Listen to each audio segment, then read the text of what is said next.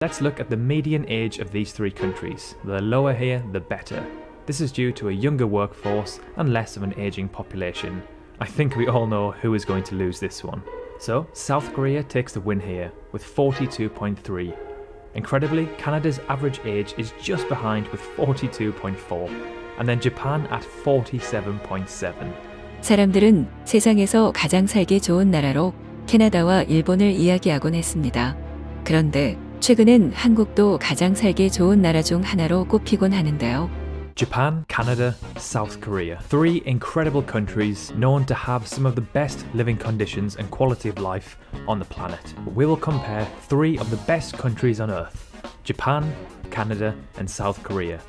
The reason why we've chosen these three countries is that they are often regarded to have some of the highest standards of living anywhere in the world. 지구상에서 가장 살기 좋은 나라 중 하나로 꼽히게 된 한국, 캐나다, 일본과 함께 세계 어느 나라보다 생활 수준과 삶의 질이 높다고 하는데요. 하지만 한국인들이 봤을 땐 이 이야기가 사실인지 의문이 생길 수도 있습니다. 왜냐하면 한국인들은 영국, 스페인, 호주, 뉴질랜드 등 한국에서 살기 좋다는 인식이 강한 나라로 이민을 많이 가기 때문인데요. 반대로 외국에서는 오히려 한국이 살기 좋다는 인식이 강하다고 합니다.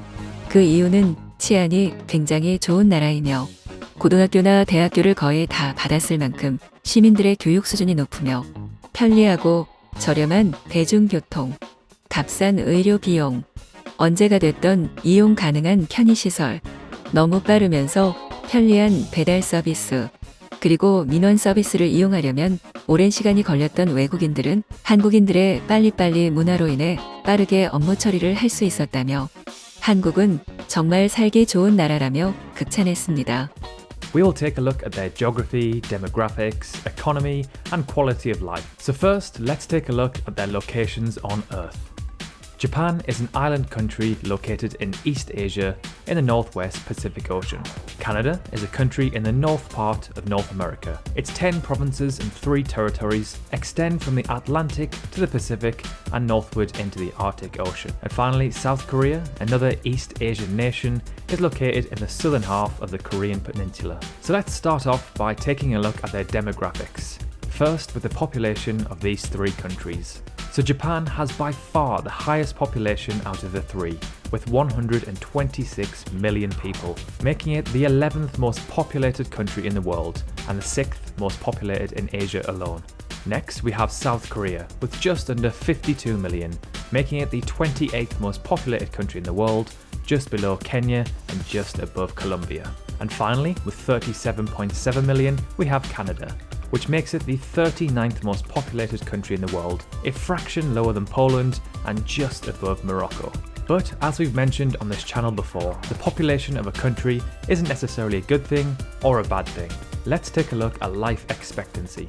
These three countries are up there with some of the highest in the world due to their fantastic life quality. So let's start off with Canada in third place, which has an astonishing life expectancy of 82 years.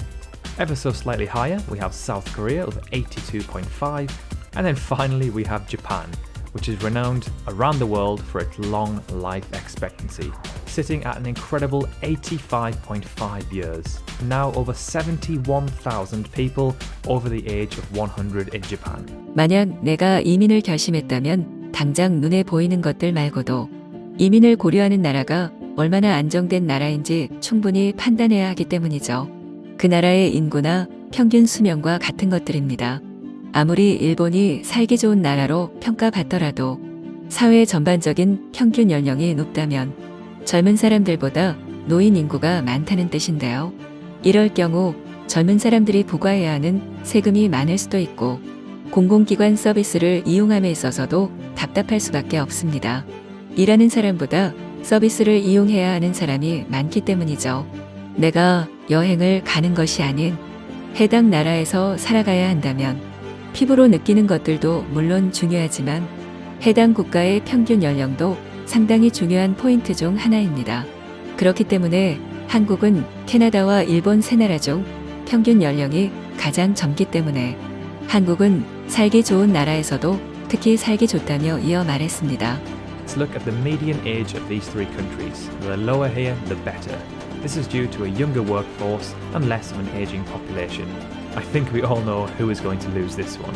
So, South Korea takes the win here with 42.3. Incredibly, Canada's average age is just behind with 42.4, and then Japan at 47.7.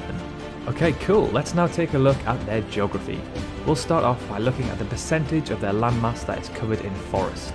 To my surprise, Japan actually takes the win here at 68.5, followed by South Korea with 64%, and then finally Canada with 34%.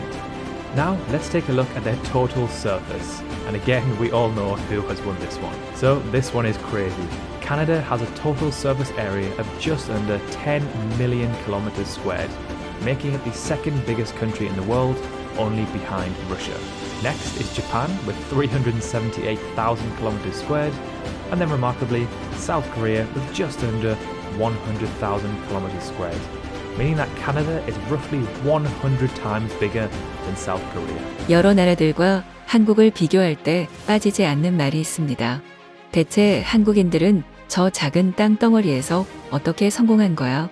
힘 있는 나라 대부분은 우리 한국보다 넓은 땅을 가졌거나 인구수가 많거나 풍부한 자원을 갖고 있습니다. 그럼에도 나라가 성장하는 데에는 많은 노력들이 필요했는데요. 우리 한국은 자원도 거의 없는 작은 나라였기에 더욱 그러했습니다. 그런 한국이 오늘날과 같이 눈부신 성장을 한 것은 거의 기적이나 다름없었던 것이죠. 그렇게 한국의 경제 성장은 수년간 1위를 해왔기 때문에 더 비교할 것도 없었지만 놀랄 것이 아직 하나 더 남아 있었습니다. 한국을 캐나다와 일본에 비교했더니 두 나라보다 한국이 오히려 국가 부채가 작아서 이런 부분도 외국인들이 보기엔 정말 놀랄 수밖에 없었을 것입니다. And finally, for economy, let's look at public debt. This is the total percentage of GDP owed in government or national debt. Now this one really took us by surprise. So South Korea takes the win here by a country mile, with just 39.5% of their GDP owed in debt. Next we have Canada, 90%, and then finally Japan, with an unbelievable 238%. However, over 90% of this is owed domestically, which makes things a little better. 우리는 무심코 지나쳐왔던 대한민국에 셀 수 없을 만큼 많은 장점들. 외국인의 눈에는 전 세계에서 가장 살고 싶은 나라 중 하나로 손꼽힐 만큼 훌륭했습니다. 하지만 아직도 한국의 모든 매력을 다 보여주진 못했다고 생각하는데요. 대한민국은 불이 꺼지지 않는 나라.